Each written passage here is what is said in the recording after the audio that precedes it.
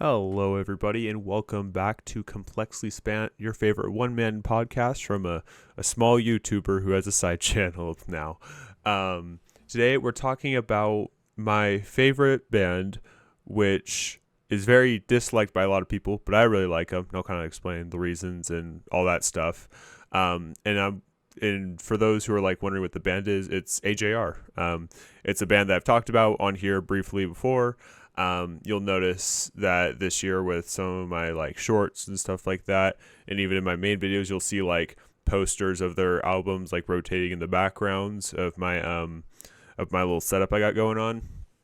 And yeah, today I'm just gonna kind of talk about like why I like their music, what I've like, essentially why I'm drawn to a band that's generally disliked and why they're disliked for that reason.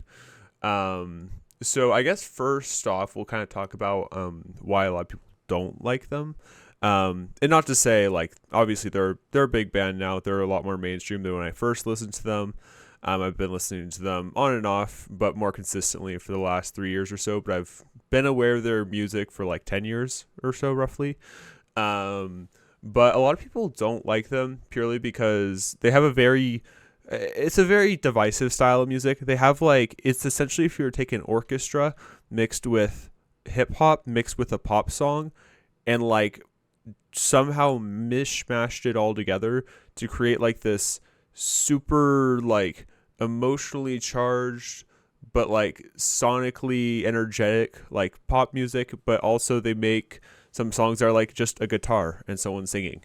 And it's like they just cover a lot of ground, and a lot of people don't like their how like that can kind of lead to seeing that as inconsistency or stuff like that. But also I think it's fair to criticize that lyrically they can be just immature, just like they're kind of whining about things that don't need to be complained about, or stuff like that, especially on their albums they made when they were younger, or I guess around my age. Anything like The Click is and The Living Room are like their two albums that they made when they were a lot younger and therefore less mature. And it's just kind of things where it's like it kind of seems like you complaining about these things. And I think a lot of people dislike that because it feels whiny, and it also feels like it enables people who feel that way to like feel like, oh, someone gets it and what I'm feeling is good because other people feel it, even though it may not necessarily be a good thing. Or at least that's my take on it, at least. And I think the reason that I really like listening to them even still, I'm even going to meet them in a couple of months. I'll maybe make a video about that. I don't know. But the reason I really like them is because even though, yeah, some of their music is like really not good. I mean, every artist has a lot of misses with every hit they have.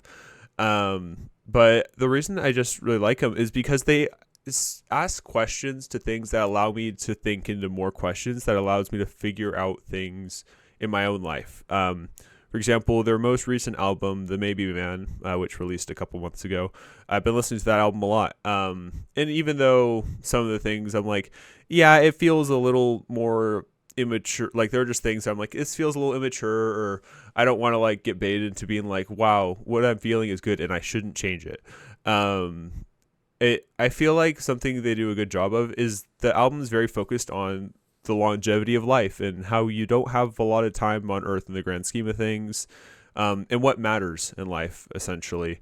And I think even though, like I said, some of the lyrics can be interpreted as like, some of them are like very kind of on chronically online, depressed, sad, like anxiety #relatable lyrics or whatever you want to call it.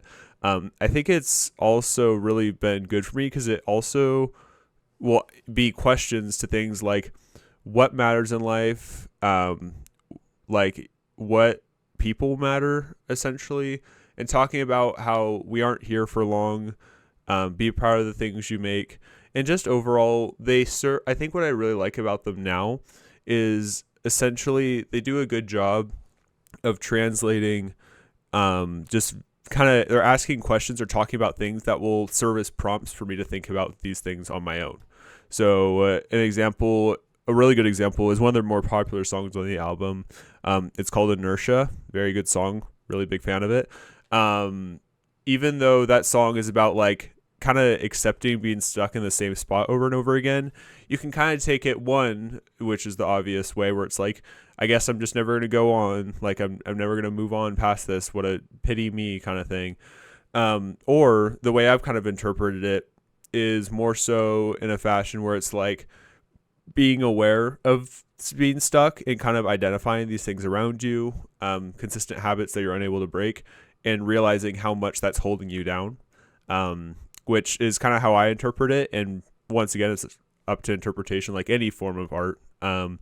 But I think finding that element in it has really allowed me to enjoy their music again, as I've definitely matured a lot since the first time I listened to them. And I won't lie. I mean, of course, like when I first started listening to them and like, well, I started listening to them consistently starting in like 2020, even though like I'd heard some of their music before and like would play it every once in a while. But yeah, in 2020, 2021, I would listen to them and be like, oh yeah, you know, I like this because they feel like they're speaking to me and how I feel about things. And I just really, wow, I'm not the only one who's having an issue worrying about my future or worrying about like, what am I going to do for college and high school and stuff like that, and what friends matter and all these things. And I think what's been really nice is they've matured in their music around the same time that I've matured in my life. So older albums, which I would listen to more often, obviously, or when I was younger, I'd listen to more often. It's a lot more like, I think I was at the emotional level they were when they made the albums, but now as they've grown up, I feel like I've kind of grown up, not necessarily alongside them, but like listening to their music, they've developed as people as I've developed as a person. And I've changed these things from saying accepting or like accepting being like stuck with myself with flaws. I've taken that kind of idea of songs or their things they talk about, and I've transformed that into, these are things that I need to kind of change or things to be aware of.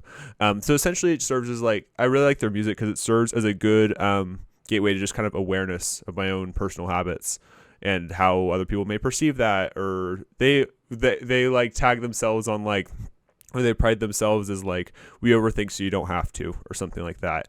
And plus some of their songs I just really like. My favorite song and my favorite song of all time is called The Dumb Song. Love that song. It's so good. I could listen to it nonstop. I have listened to it nonstop. I always play it. I think I played it like 1,000 something times last year. And like, even though it released in April, like it's just such a good song.